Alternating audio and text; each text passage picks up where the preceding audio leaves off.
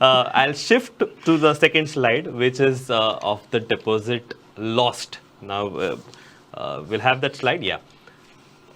If you can see, BJP has contested 40 seats where they have lost at 4 the deposits. 37 where Congress fielded their candidate. 10 have been falling short. Goa Forward out of 3 1. MGP out of 13 7. Aam Aadmi Party 39, out of which most have lost, that is 35. RG 38, 31 have lost. TMC 26, 21 have lost. NCP 13, 12 have lost. And Shiv Sena 11 candidates, 9 have lost their deposit. How do you look at this particular aspect of the chart, Professor?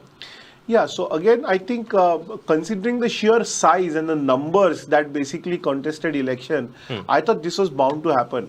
And every constituency, if you ask me very frankly, this is something that would project one-on-one kind of a fight, the remaining kind of becoming irrelevant.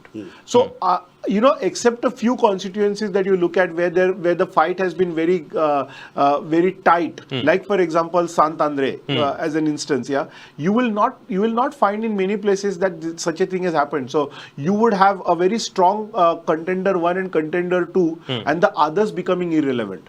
Right? Very few constituency where everybody has kind of shown some sort of relevance for the voters. Okay, probably that's one reason why. Pramod? No, in terms of deposit law, I think what it tells you is that, again, the same chart. I want to correlate this chart with the previous chart. That the presence of BJP across Goa is quite evident because only 4 of their candidates lost the deposit, which effectively tells us the kind of influence they have on practically every seat now. Correct. True.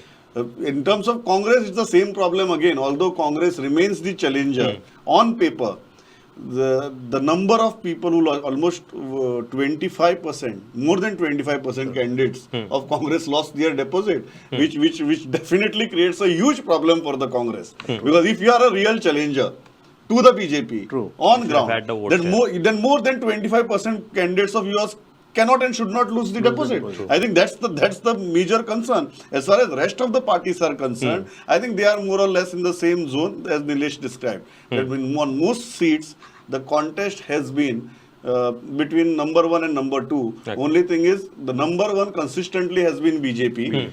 People, because they had multiple options, have decided who the number 2 is. That is why the number is considerably high as far as the other political parties are concerned. So again, a one-line summary is Congress is fast getting irrelevant.